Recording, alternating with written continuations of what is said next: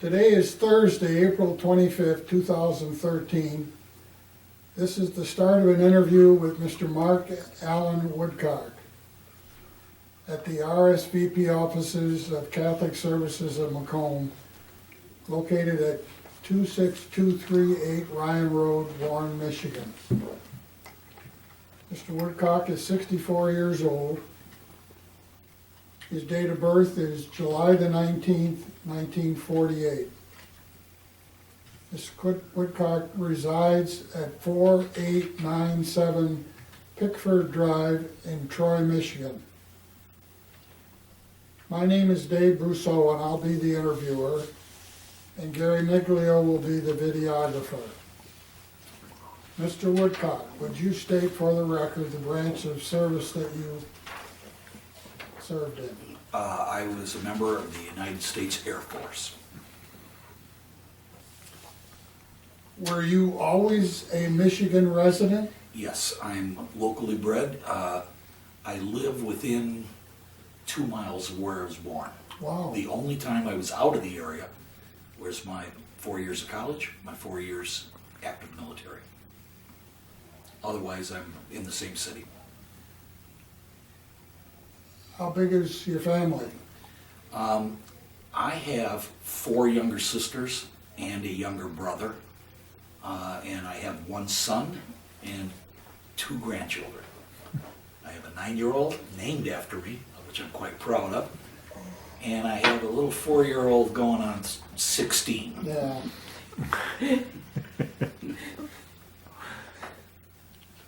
Where'd you go to school?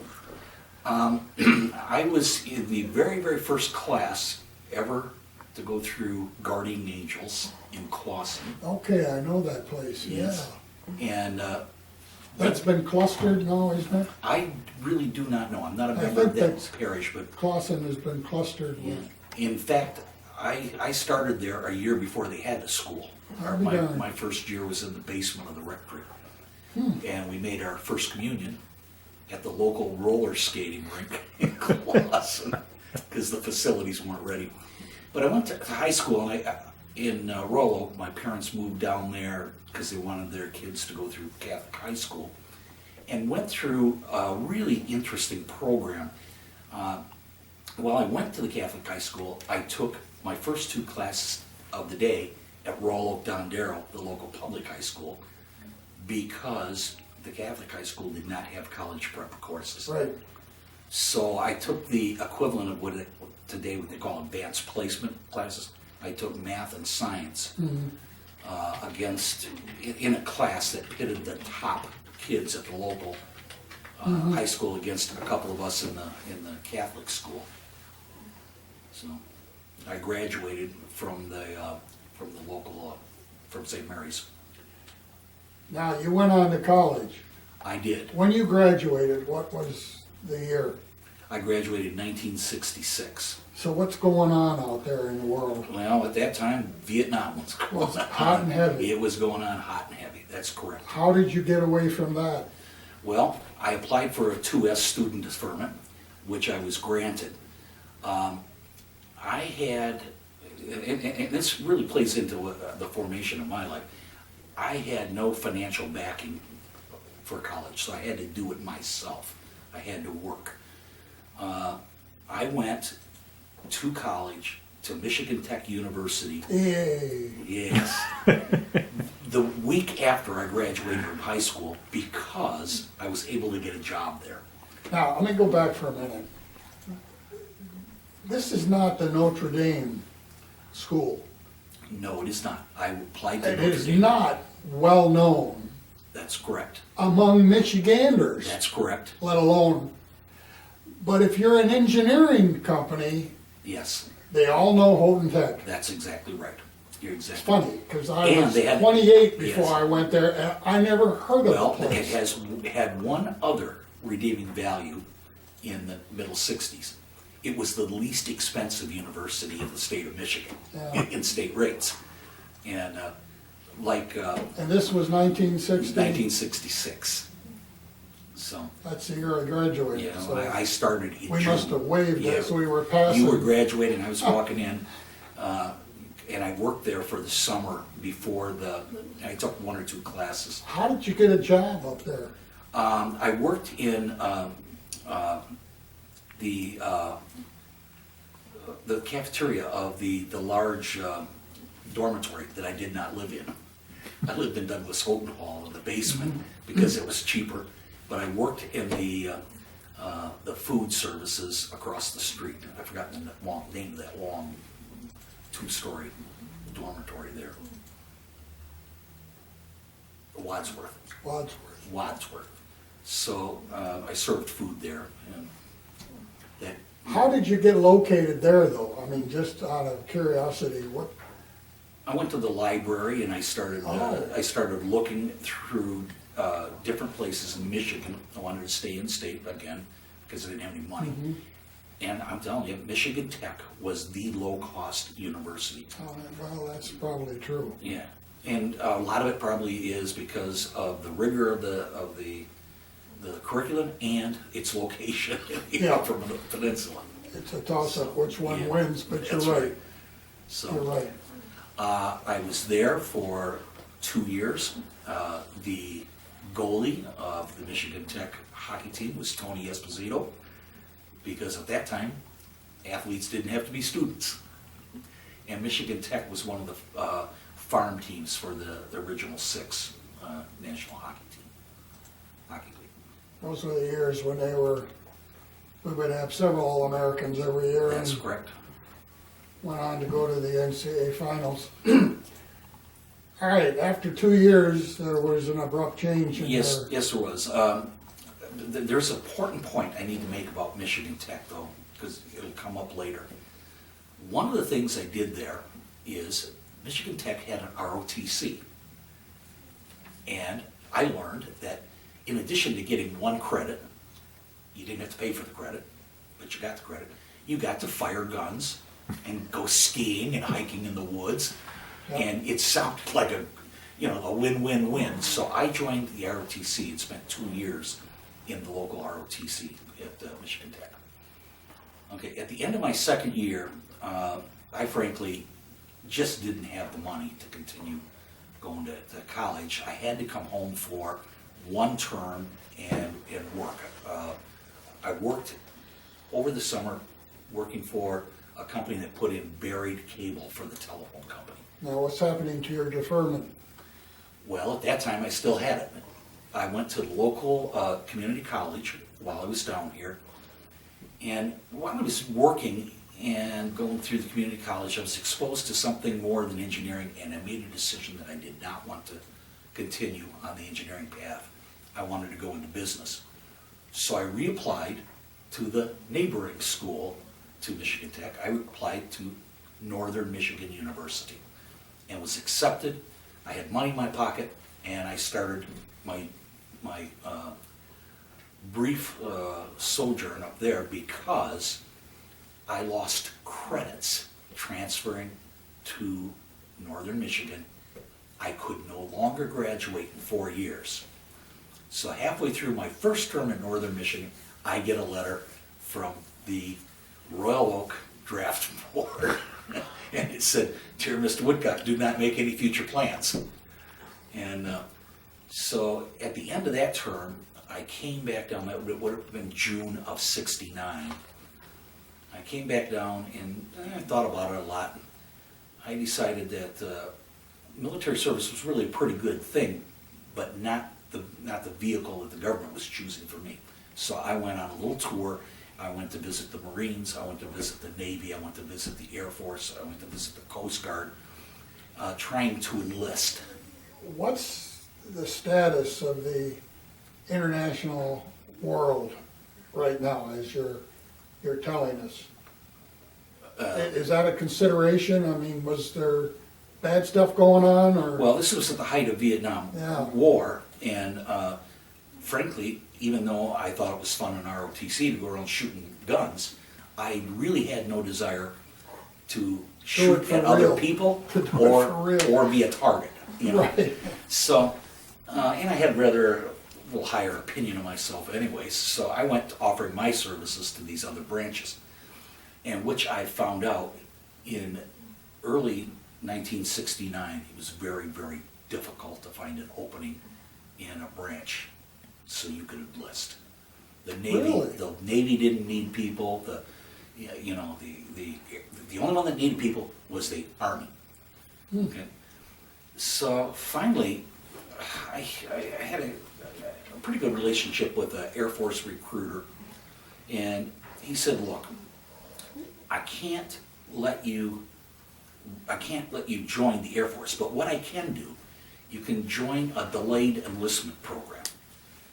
And under this program, for the next 120 days, you get in your car and you drive down to Fort Wayne, down in Detroit, and if somebody doesn't show up and you qualify for whatever technical slot they have, you get on the airplane and you're in the Air Force." And I did that all summer long before I went to work. I'd go down Fort Wayne, everybody'd show up, and I'd drive to my job. My last day, 120th day, I told my mom, I said, "I'll be home with dinner, see you later." Went down to Fort Wayne, and a guy did not show up.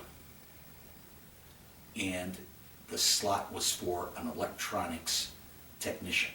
I had been studying electrical engineering, and I scored very high, on the aptitude test for that. So I got a plane ride that morning to San Antonio, Texas, and that was in October of 1969. Went down to Lackland Air Force Base to begin basic training, and I felt I was very fortunate. They did allow me to make one telephone call, and that was to my dad to say, "You need to come to Fort Wayne and pick up my car because I'm not here anymore." So I did about 3 months of basic training. What was it like separating from your family at that time?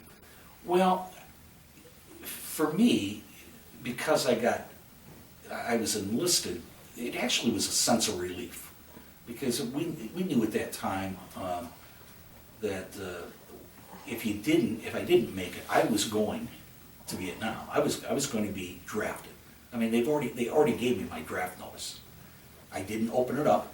I gave it to my Air Force recruiter, and he took it to the draft board and gave it back to him. If I'd opened that envelope, we wouldn't be having that discussion about the Air Force right now.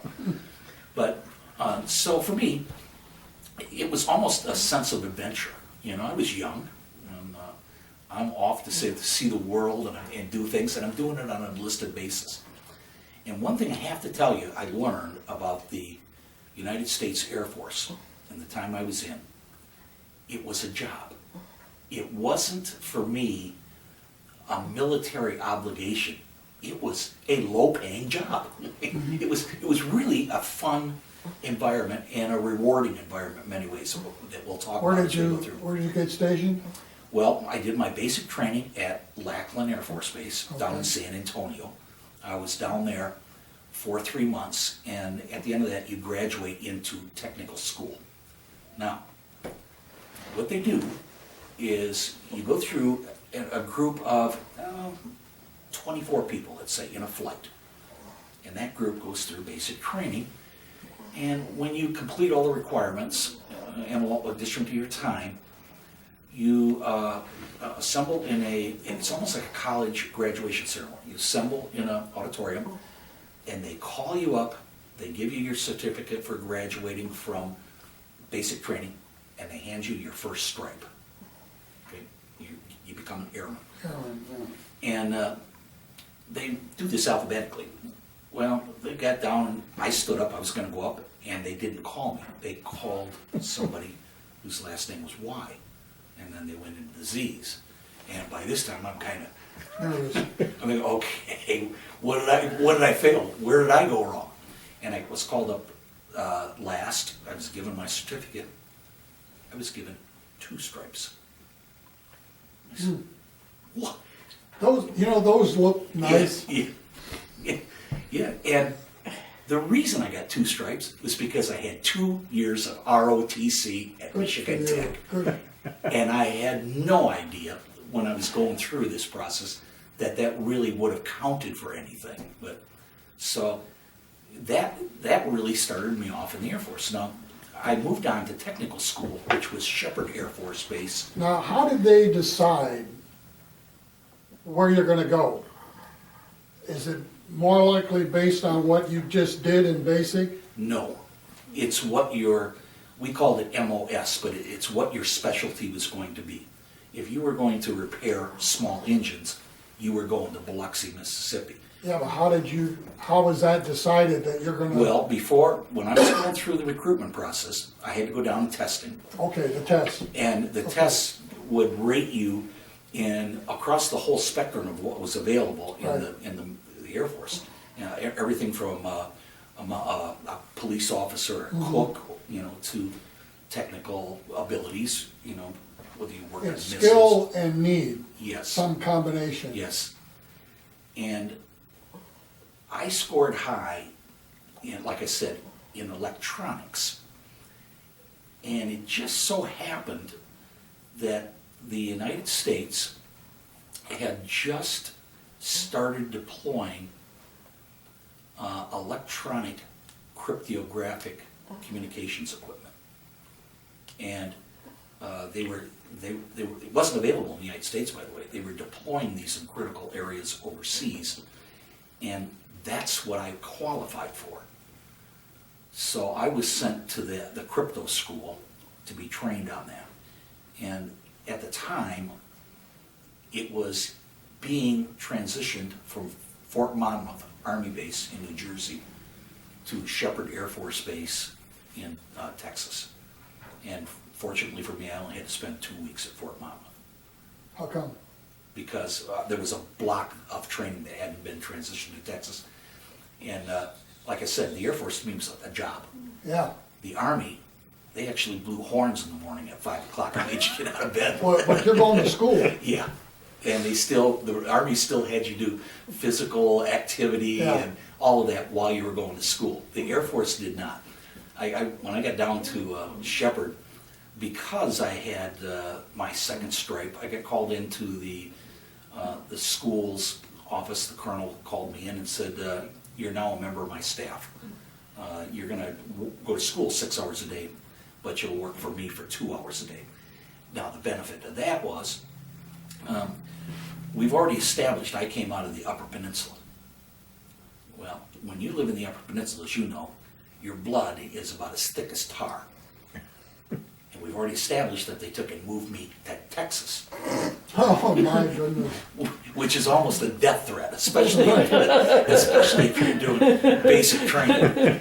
And so when I got there and the colonel says, "You're working in my air-conditioned office, not out there," I said, "Amen." Yes, I sir. got it down on me, I said a prayer, thank you. So, and then I had another incident down there. It was Christmas Day, it was 84 degrees. And New Year's Day, they had an ice storm. So I drove in and I became aware that the Texans, I believed, were intentionally trying to kill me. There was pickup trucks going this way and that way and spinning around. I know what those are. So I drove around them. I got to the gate, and the airman comes out and says, "Hey, this base is closed. We're doing an ice storm. Go home." I said, "I'm not going back out there with those Texans. They're trying to kill me. Open this gate." So, but went through school there. How was the school? The school was very challenging. Long, hard days and a lot of content. We had another funny incident. We were working on this one circuit board, trying to figure out the flow of the electricity and, you know, what enables what and what happens next. And it just wasn't working. It just wasn't working. And the instructor is trying to talk us over it. We're saying, no, that doesn't make sense. Some kid raised his hand. He says, "You know what the problem is? Your drawing's wrong." And I looked at him and he said, "What are you talking about?" He says, "I'm the guy that made this." He said, "Before I got in the Air Force, I worked at Texas Instruments." And he went out and he showed what was wrong with the drawing. And now that the circuit board made sense, they went back and investigated this kid, and he was right. So they changed all the schematics that they had out worldwide. This kid spotted it. So while I was down there, I wrote a letter to the local jewelry store Sydney Crandall. And I said, I got $325 in my pocket, and could you make me, a wedding ring? And, which they did, and I mailed it back, and We haven't talked about the candidate yet. And already you're talking about a ring? yep. Is there a reason for this? Yeah. Oh, okay. And I mailed it back and proposed over the phone, and she accepted. And so halfway through my training, I flew back. I got a 2-week break, and I flew back, got married. You want to tell us where you ran into her? I was afraid you were going to ask that question. I've been on 2 blind dates in my life. I married the second one. Oh, my God. First one was up at Michigan Tech, by the way. Really? That one didn't get married. They don't marry women up at Tech. No, they don't. And there's a reason why women go to Tech. You hunt with them, but you don't marry them. When I went to Tech, we had approximately 4,500 male students. Yeah, We had 94 female students. okay, that makes sense. Yeah. Identified as 5 feet tall, 5 feet wide, Yeah. speak in an unknown language, and a slide rule hanging from the That's side. right. We actually had holsters for our slide rules. Oh, okay. So, I went through, it was really, really a tough school, but I ended up with some really valuable training. I ended up with a pretty good toolkit for a future career. Now, did she come with you, or she She said? came down. Oh, She came down to me. I was down there for almost my first year in the service. I was there from January of 1970 to about, it was sometime in the fall, October. Oh, something else happened to me. I had been in the service 12 weeks, and January 1970 comes along, and they did the lottery. The lottery was where they pulled people's birthdays out of a fishbowl, and in the order you pulled in was in the order you got drafted. Now, I've been in the military for 12 weeks. My lottery number for the rest of my life was 227. I don't think they ever made it past 100 in the draft. So I had gotten drafted in '69, but if I had gone through till 1970, I would never have had the opportunity to be in the military. I wouldn't have, it just wouldn't have happened. Just the way the cards. It's just the way the cards went.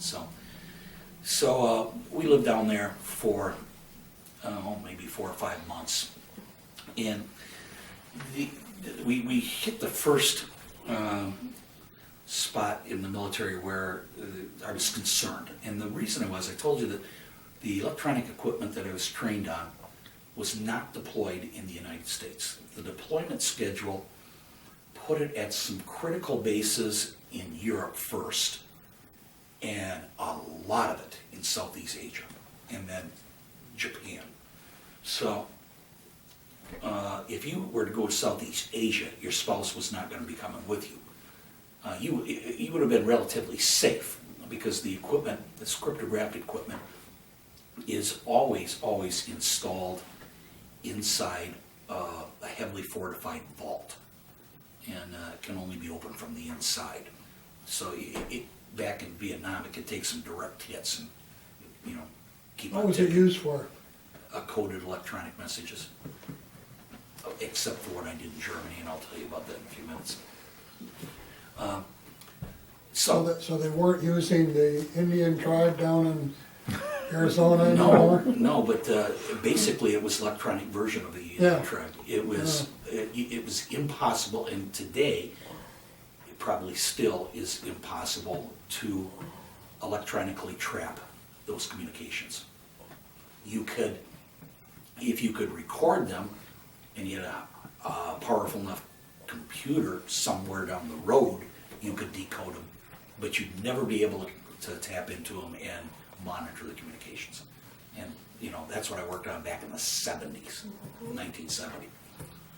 So big day came, and I drew Spangdahlem Air Force Base in Germany.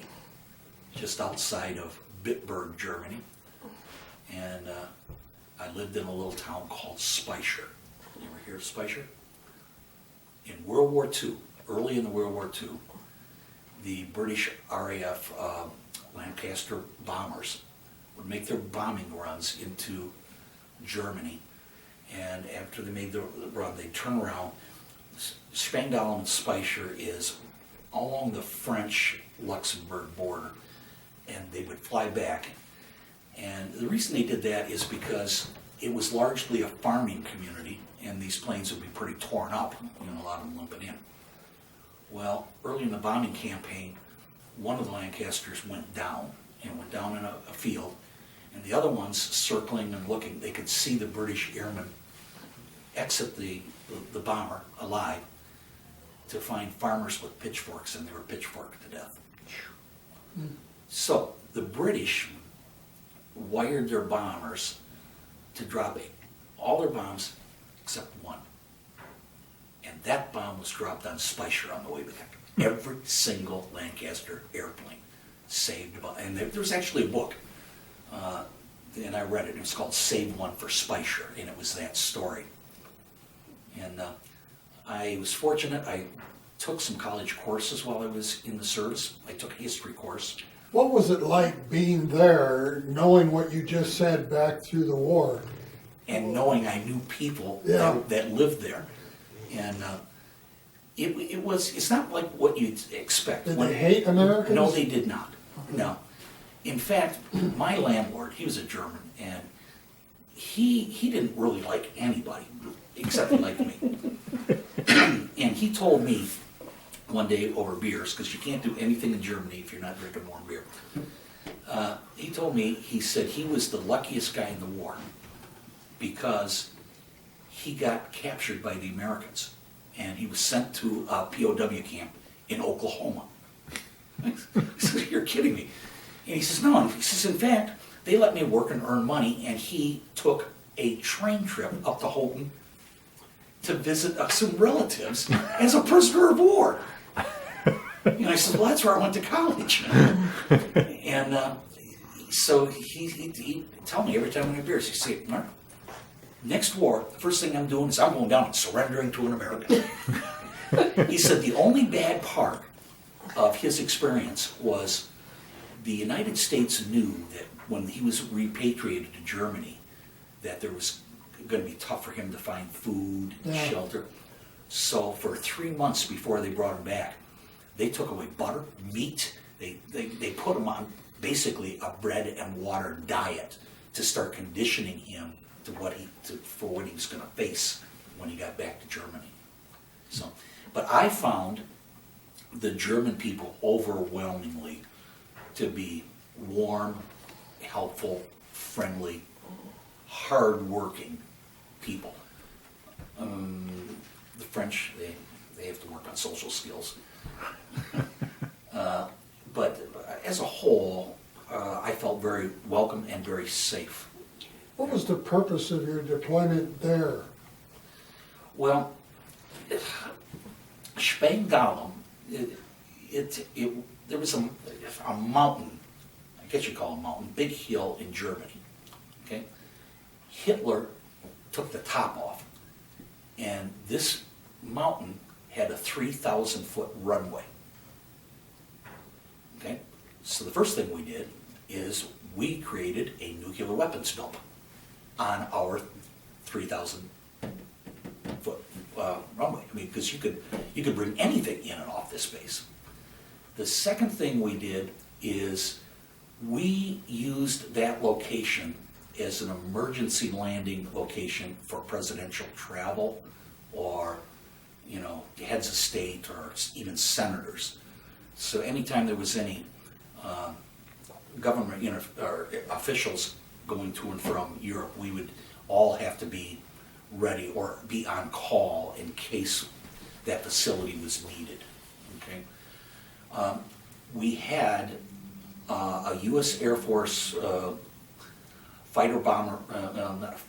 electronic bomber wing there, and we had a wing of F-4 fighter jets. the fighter, or the electronic bombers are the jammers that you see now, and these were RB-66s. They were permanently stationed there. But the other thing we had there, there's a little known treaty, it's a subset of NATO called SHAPE. And it's really the Benelux countries and Germany and the United States.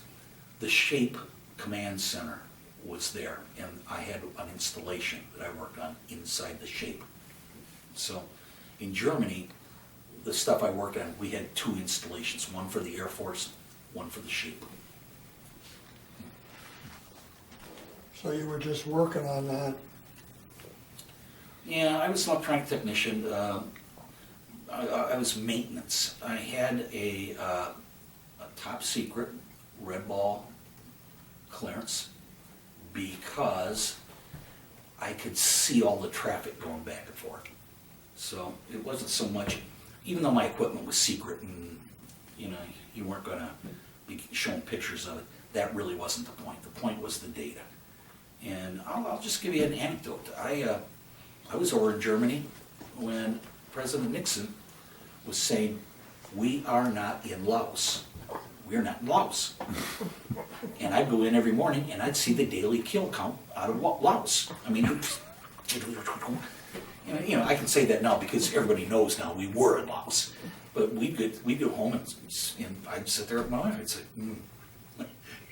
this is what you see on TV. This is what you see over here in the comm center.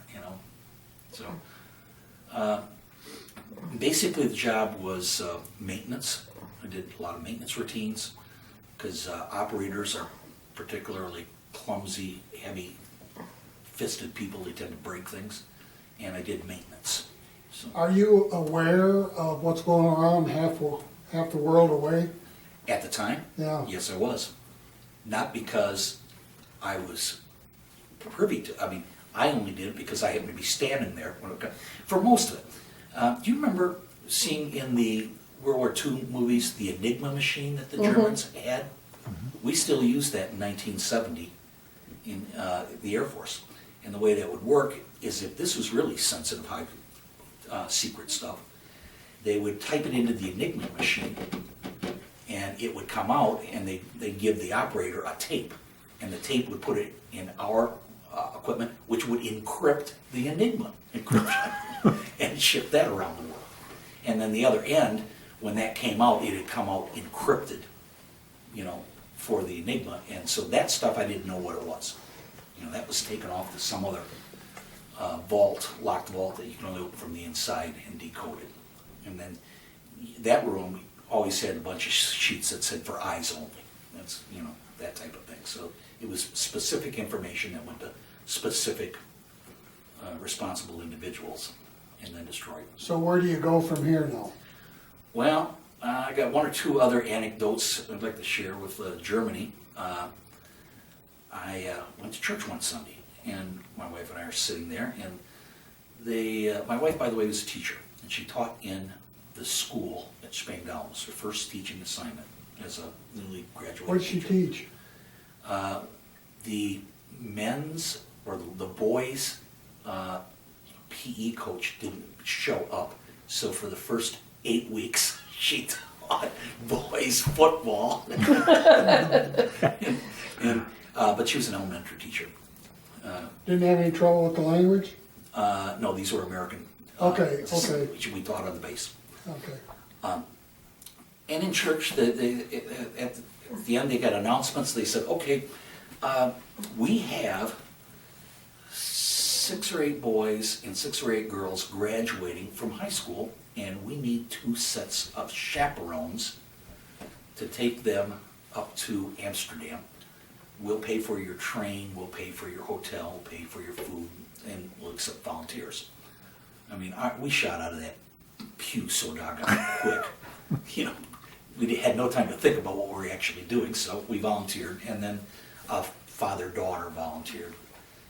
Well, I took 8 boys on a train ride away from their parents to Amsterdam, the home of prostitution, and the Heineken brewery that has taps right out of the wall that anybody can just walk up and draw down a beer. So, for the first 3 nights, I couldn't find these kids. And I'd go down to the Heineken Brewery, and they'd be laying on the sidewalk, and I had to round These them up. kids are, These were colonels' children or sergeants. How old? They graduated from high school. okay, 17, 18. And I take them now. Last night, I'm thinking, oh man, this thing's finally going to be over. I go down to the Heineken Brewery, and there's not a kid in sight. And I'm in a deep panic. I can't find these kids. So I finally go up to their room, and I hear something, and I knock, and they open the door. These kids are all lined up against the wall, frightened rats, and there are 2 prostitutes in there demanding to be paid. And so I go in there, and I told them to get out of there. Nothing happened because they hadn't been paid. So they said they were calling the cops. I said, go right ahead. I'll wait here with you. Well, you can call the cops. And they finally decided to leave. The second incident, a little more serious. I had, like I said, a top secret clearance, and I asked the Air Force if I could go visit West Berlin. West Berlin was totally surrounded by East Germany, and you had to cross the Russian-controlled territory to get there. And at first I was denied. They said no, you ain't going to Russia. And then they came back and said, you know what?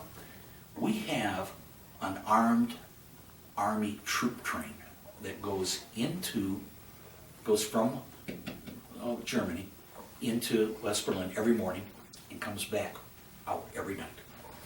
So they put me on the troop train, and I sat in a cattle car, much like, probably a lot like the Jews did during the war, and I got a cattle car into West Berlin, spent 3 days, and I actually had the opportunity to climb the wall, see the wall, have the Russians point their guns at me on the way back.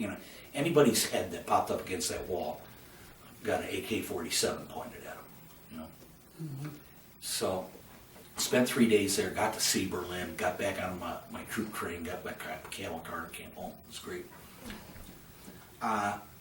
Another incident in Germany.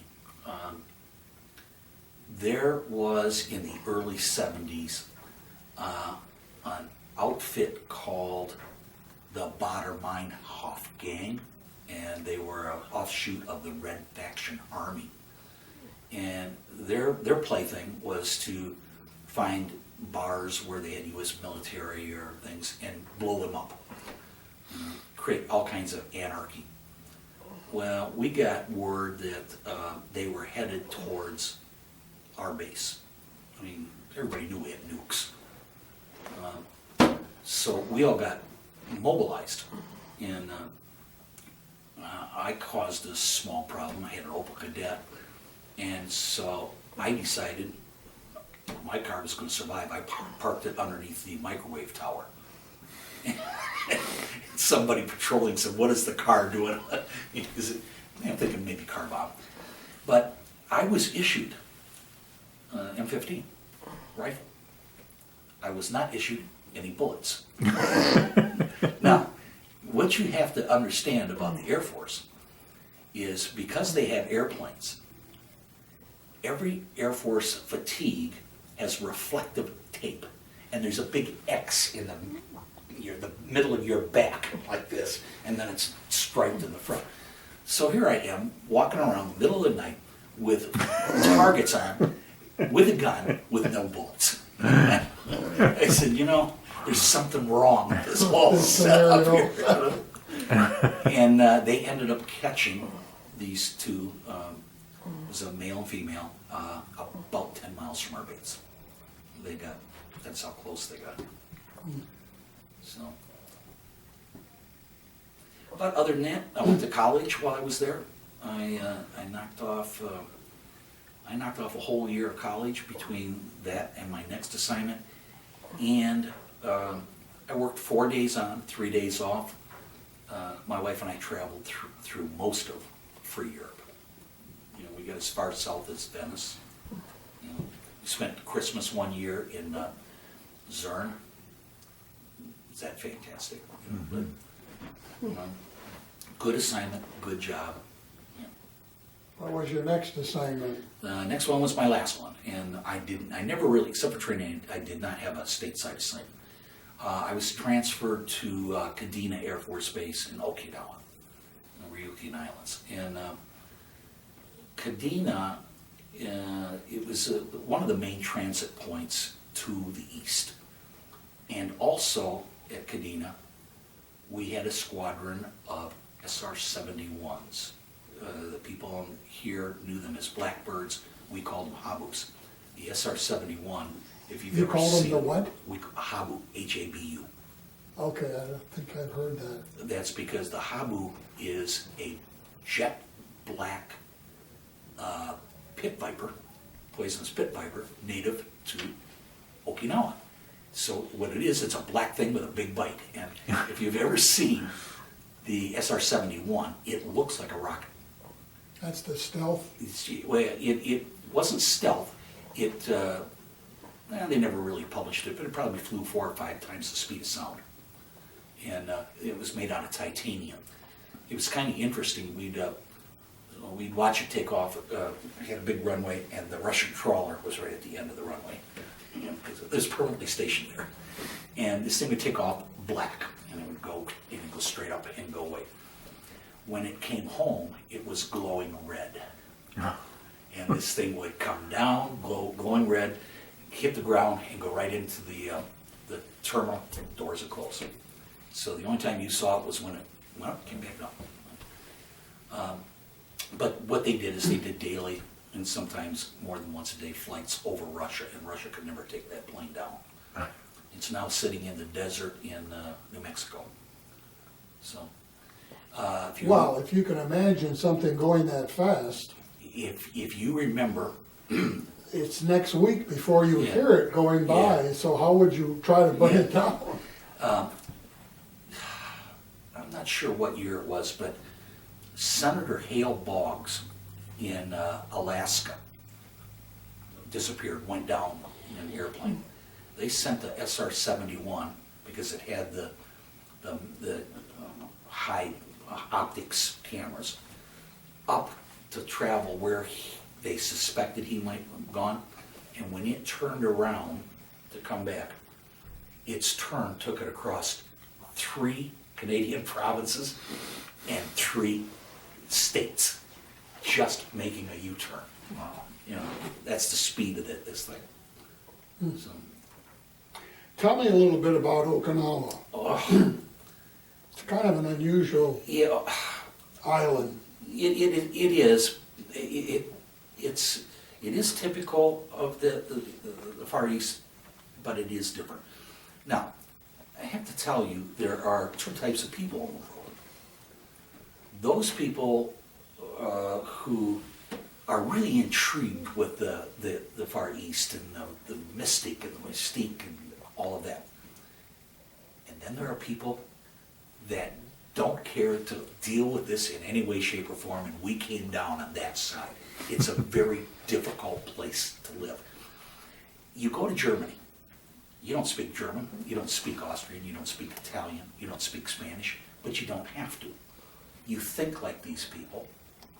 You understand their hand language, you can communicate in other ways, and you have a basis in your language. I knew Latin, and you could pick up things in Italian. You go to the Far East, they don't think like you do. Things don't mean the same. Hand signals don't mean the same.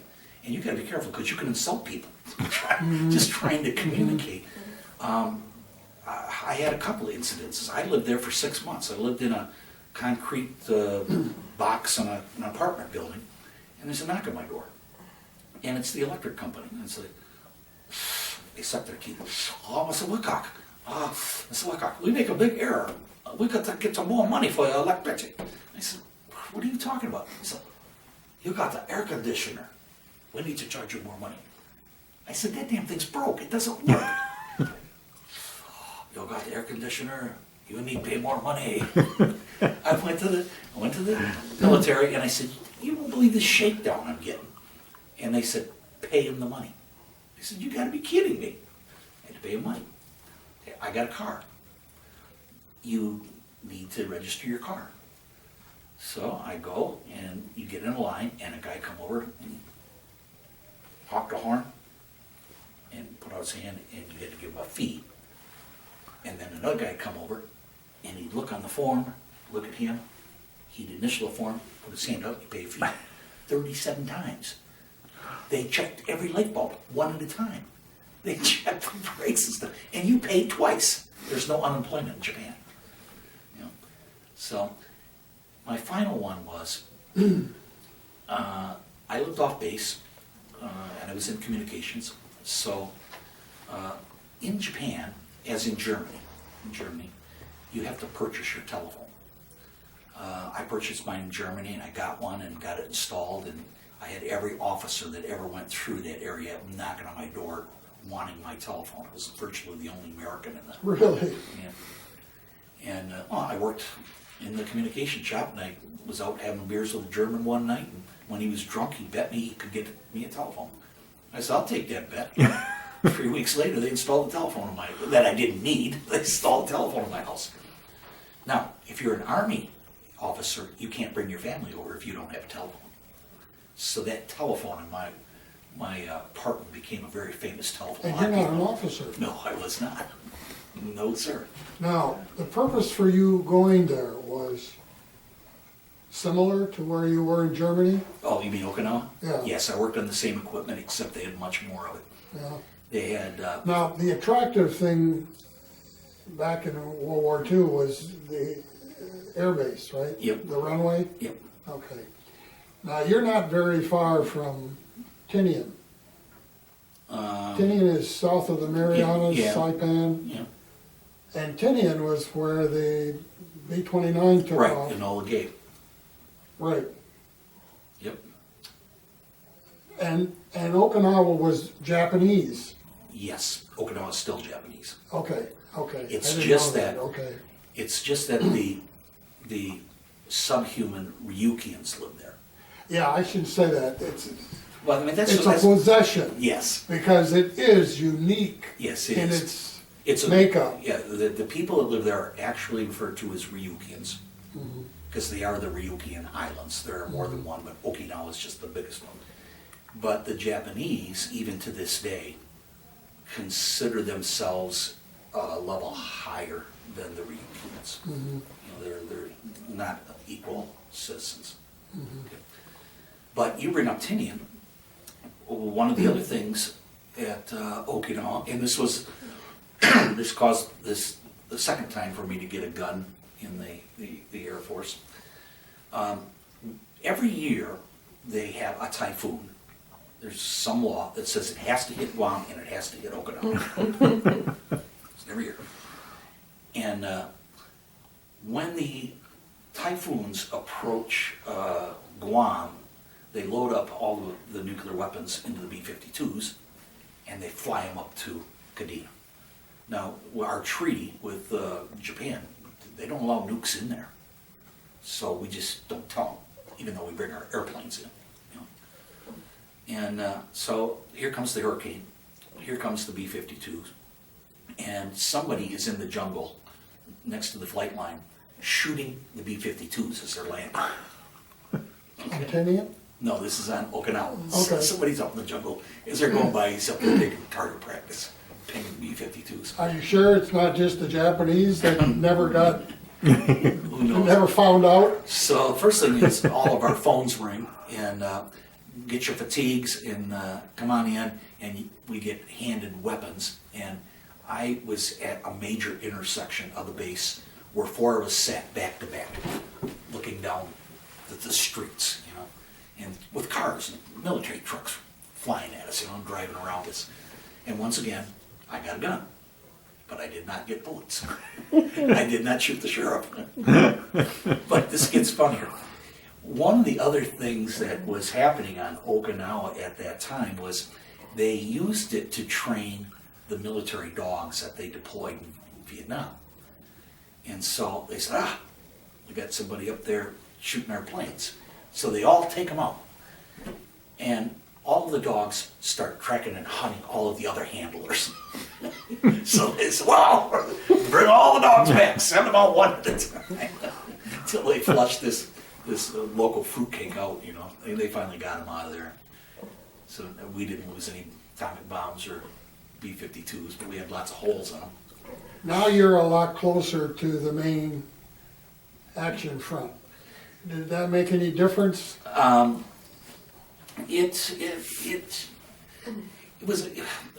was a good news, bad news type thing. A lot of the people going to the conflict and coming back from the conflict flowed through your base.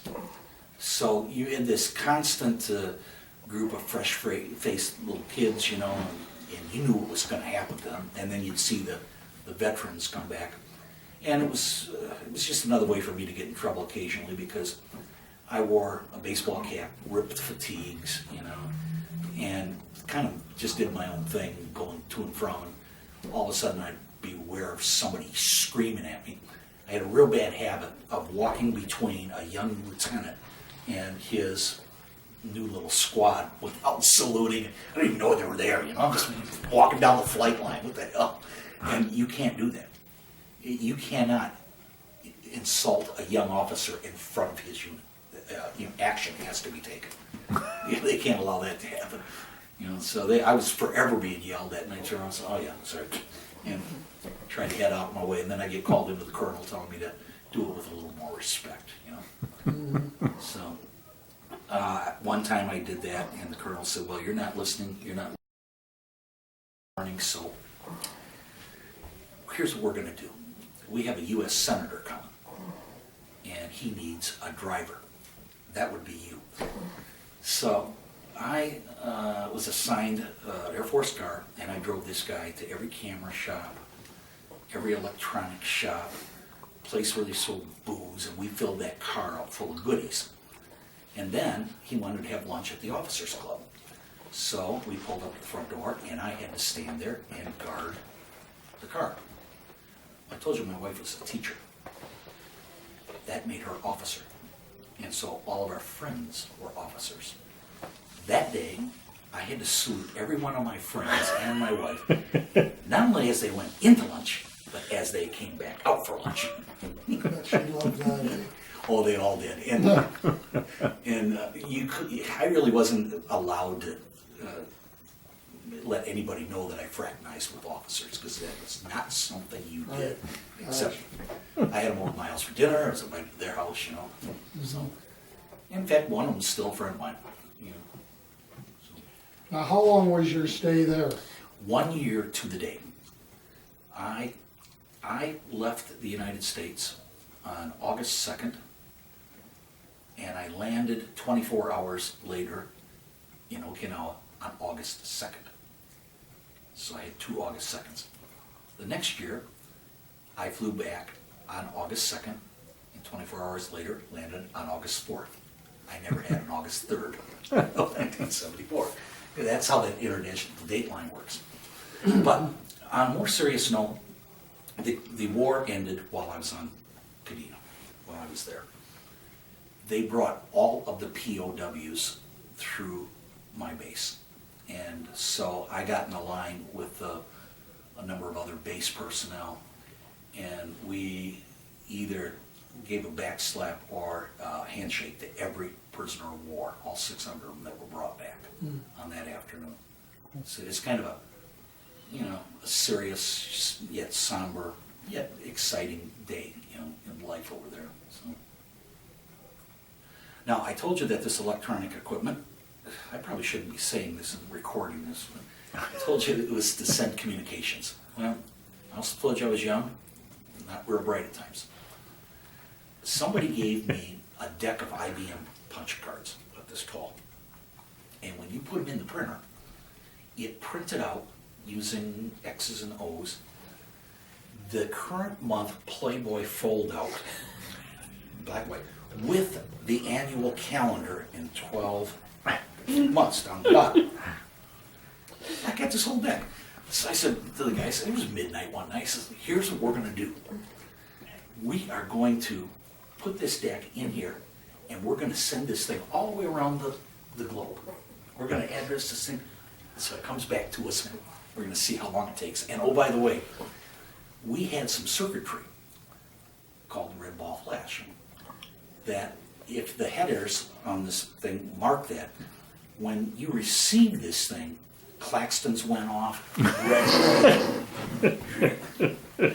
So, us idiots, we did this.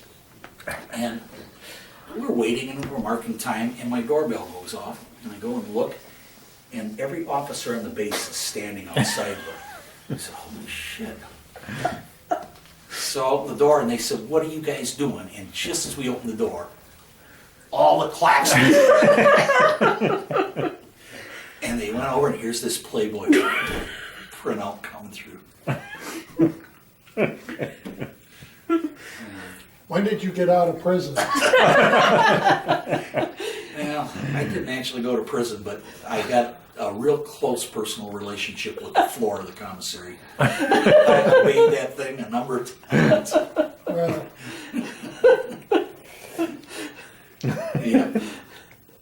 It was good to have a skill, a rare skill. That was hard. And they took the Playboy picture for Yeah. evidence. They confiscated that, huh?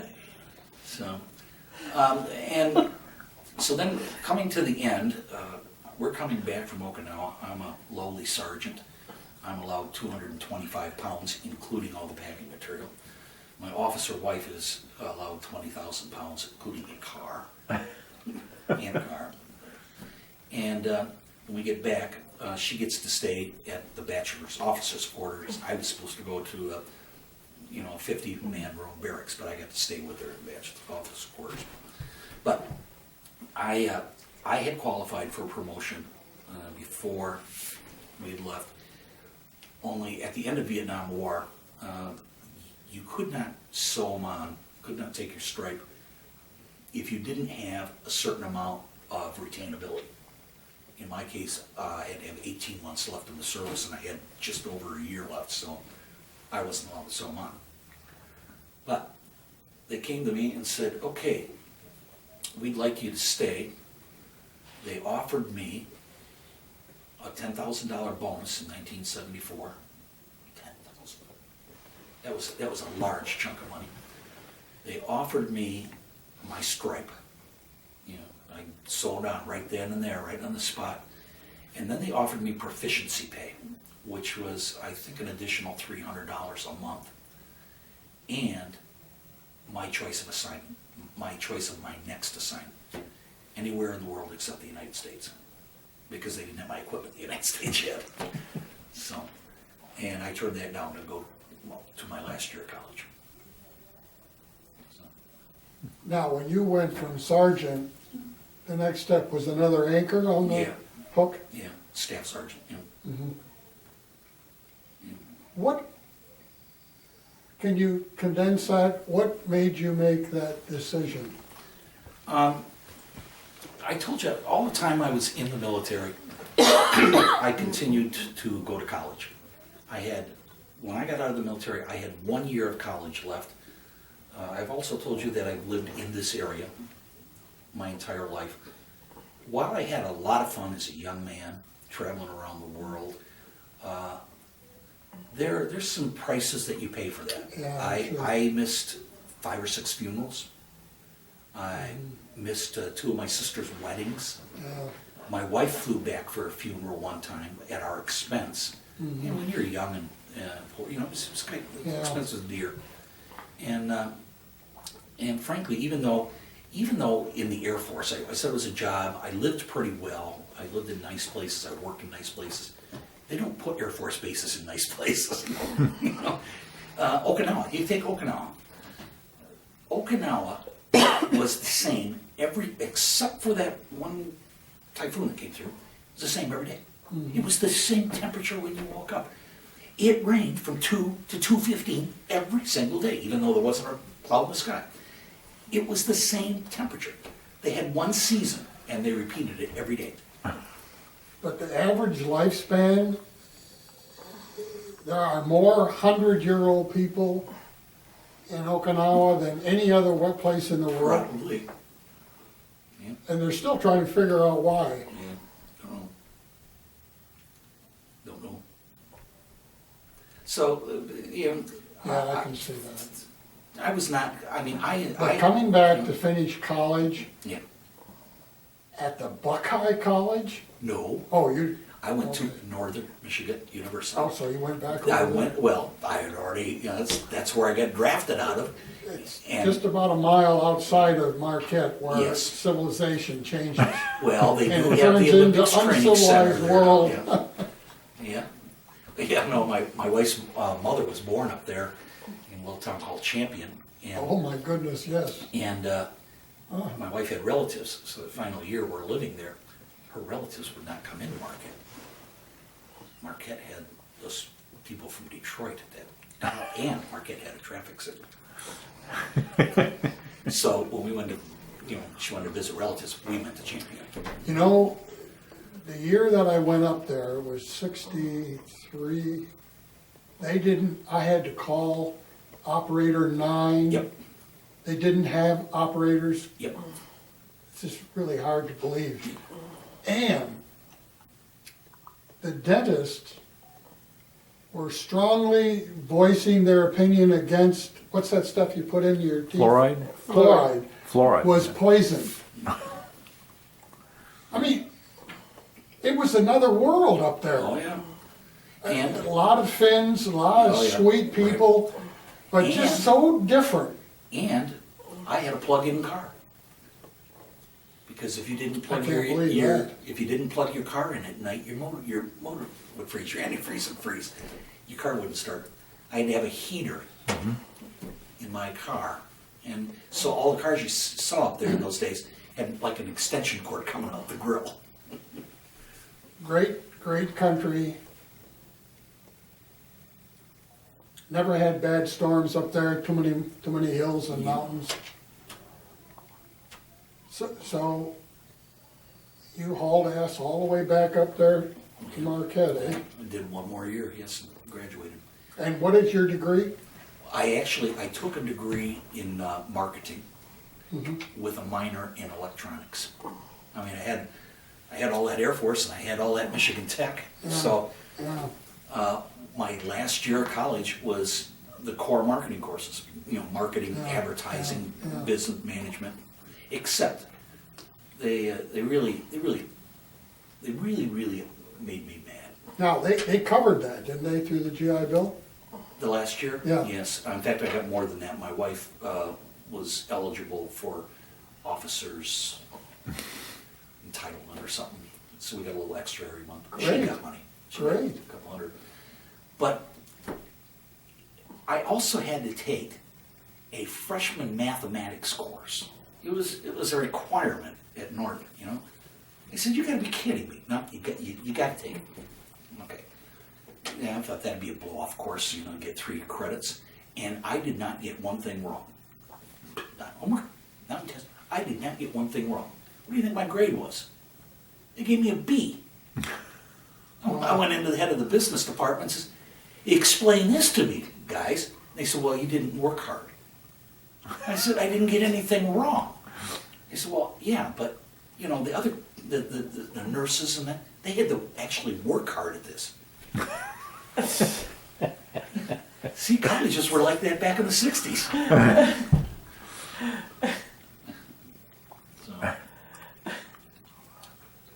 So, And then in how long 75 were you in the Air Force? I did 4 years active and 2 4. reserve. I actually got my So you must have been doing the reserve bit while you were up at the Yes, Marquette. but I was really inactive reserve. I was Yeah. just on call. Oh, I was not- okay, it was not okay, active okay, reserve. okay. Yeah. Well, Which means I didn't- downside of that, yeah, you could have gotten called. I could have. Yes, That would I have still screwed have. everything up. I still had an obligation.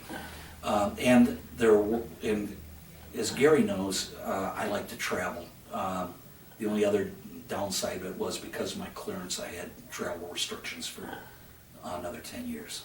Oh, my, really? Yeah. Wow. Like one of the things, my wife's teaching group over in Germany, when the teachers got out of school, they would take the Trans-Siberian Railroad all the way to Vladivostok and then get off in fly home from, let's say, Kadena. Well, when we said we wanted to go with that group, because I was being transferred, I said, well, I don't have to fly home. I'll just stay in Kadena. They said, no. You can't, don't you remember, you can't go to Russia? So we had to come back to the United States and spend some time and then go back over to the Pacific. There was no way they were letting me go in there. All right, so you get out of college, then what do? This is also kind of crazy. I went down and interviewed for Michigan Bell Telephone Company. And I got a call 3 weeks before graduation. They said, we want you to drop out of college and come start work. I says, you guys are smoking that funny stuff. Like, I've already paid for everything, and that's not happening. I'm done up here, except I have to walk, I gotta. And the reason they did that is they were doing a 2-year hiring freeze. So what it caused me to do is, since I wouldn't come down there, the very, very last opening was Lansing. And so I had to live in Lansing for 4 years to take the job. And when I got promoted to supervisor, then they moved me, they gave me a company move back to the Detroit area, back to where I live now. So, but really, as Gary would probably tell you, I really had a pretty good career. I got, I was in sales and sales engineering of electronic-based equipment, and very, very early on got attached to fiber optics. And I ended up for the last third of my career in a position where I sat between the operating telephone companies and their fiber connections and customers, major customers, and their fiber-based connections. And my little outfit was to make them talk to each other, make them work, because they're totally different worlds on the customer side or the user side and the operating side. And that did pretty well. And I was driving to work one morning. My office was next to the head end of the WOW cable company. And September 11th, and the plane hit the building. So I walked next door, and they had a bank of 30 televisions, and we watched this thing unfold during the day. What a horrific day. And I got a telephone call. And they said, you and your whole outfit has just been transferred to the federal government. And so for 5 years, these drones that we fly around in Afghanistan and all the rest of the places, I designed on what they call a sole source basis, which means they never let anything out for bid. They never asked for a contract. They gave me an order. You start building us fiber optic networks. We've seen you do it for the civilian side. You know what you're doing. And we don't know what we're doing. You build them. And the only criteria they gave me was dates that they had to be operational. That was it. And I said, that's good business. So I ended my career on a really high note, and I was treated fairly financially. And then when I retired, I had a retirement party. Gary was at my retirement party. And they took me aside and said, would you come back for a couple of years on a cash basis? We need people to do the fiber for our television offering, for their television networks. For 2 years, I sat around Bell offices just making cash, doing fiber, and then they called last week. They want to do it again. For another 2? I don't know. I told them to call me back in October. This is May. I'm kind of busy. What's October? Winter. Okay. Sorry. I got some golfing to do, some traveling to do, some things. So that's it, I think. I have a question. Sure. How was it that your wife kind of got officer status? Because there is a pay scale in the military based on your rank. The civilian population has the same ranking pay scale. I see. And so a teacher falls in at this rank. Ah, Now, what you have to understand about the federal government is that causes a huge problem for you and me. And the reason it does is you're going to create a new department. Let's call it Obamacare. Okay? And they're going to open up a lot of G13s, a lot of G14s, a lot of G15s. Who do you think's going to get those jobs? It's going to be the G11s and 12s, and they're from alcohol, firearms, tobacco, from border crossings, and they are now going to work for your medical. See, they will be the first ones to get a shot because it'll be a promotional I see. opportunity. And qualifications become really thin at some, I mean, I'm saying this because I saw it. I saw it in action when I worked with the federal clients. You know, I thought, how can you use that person? They don't have a clue. Well, they'll catch on. But it was a promotion. But that's how she fell into the equivalent of an Army major gotcha. by the fact that she had her degree and she was a teacher. So even though she wasn't enlisted, she wasn't an officer, she was... Yes, she was welcome to the officers' Okay. clubs. Okay. All of her friends were officers. Okay. Therefore, my friends were. I could get us into the non-commissioned officers' club, which I can tell you was not nearly as nice, not nearly as well behaved. You know, That happened frequently with people with certain skills and skill levels. They gave them officer status, particularly during the war, and then much to a smaller degree Well, after. yeah. Well, I was telling you that we really had to keep the relationship with the officers pretty quiet, always on Kadena. Well, Kadena had a building that I learned had a pretty good restaurant in it. I had no idea what the building was. It turned out that the building was a CIA building. And so my wife and I put on our civilian clothes one day, and we show up at the building, and they said, what do you want? I'd like some dinner. Well, they recognized her. So we got into there, and I'm not in uniform, but everybody else I'm looking at is General, Rear Admiral.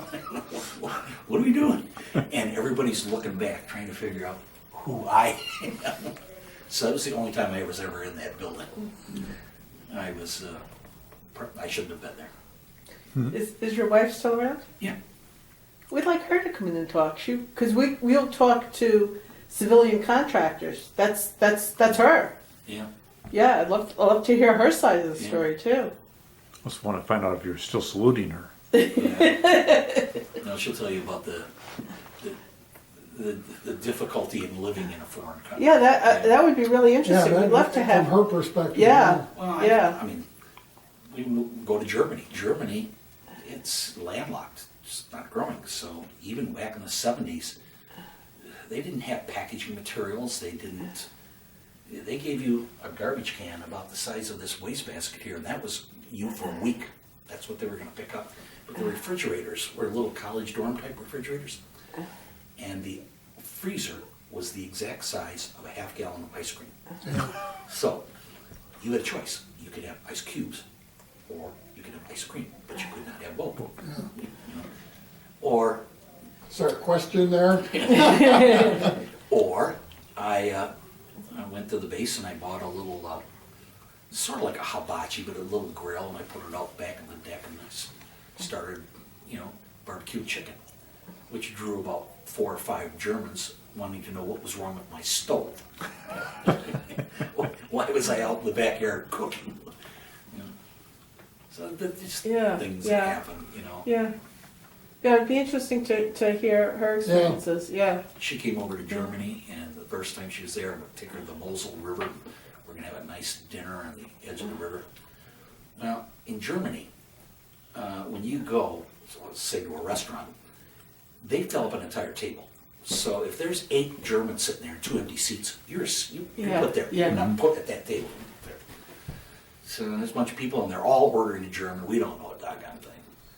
And I figured they're all ordering the same thing. My wife, she knows Wiener Schnitzel. She doesn't have Wiener Schnitzel. I said, I had what they're having. And they brought a ham hock. This big bone. How do you eat a bone? On this bed of sauerkraut. You never, ever, ever run out of gas on the Autobahn. You know, the Autobahn, they travel at whatever speed they want to, and when you're not traveling, you are endangering everybody else. You do not run out of gas on the Autobahn. It's a rainy night, we're on the Autobahn, and this German car goes by me, passes me, and does donuts, and goes off into a field, and it's gone.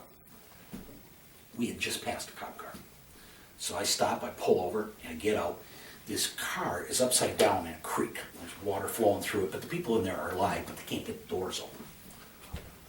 So I go back up, and I flag down the cop, who immediately locks me in the back of the cop car. And I'm trying to tell him, you need to go, you gotta go over here. So he finally figures out that I want him to go out in the rain, and we get over to the car, and he calls for help, and they put me back in the car because they think I had something to do with it. It's communication and that. They finally let me go. Now, Kadena, in Okinawa, there's a naval base there too, isn't there? A small naval detachment, and it's in the southern part of the island called Naha. Okay. It's not a big naval thing, but there is it's actually, while it is a naval facility, I think it's there because Kadena has a large contingent of Marines, and the Marines have amphibious units, and they have needs.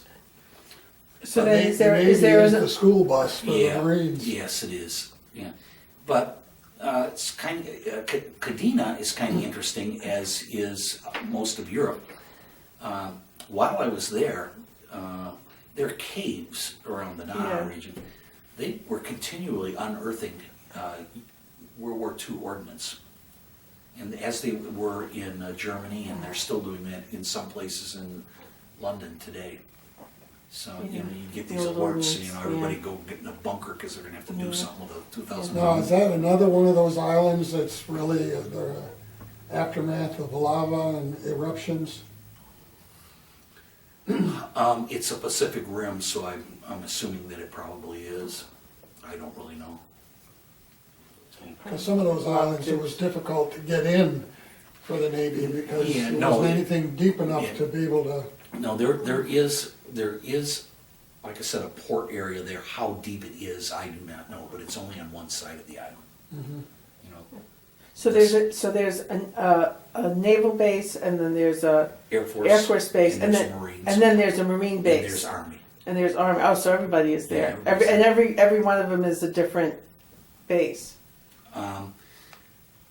Sometimes, if you look at something like Selfridge, they are co-located. You know? Oh, okay. Okay. We had a lot of Army that would be located on our base. Not too many Marines. Marines, they did their own thing. Navy did their own thing.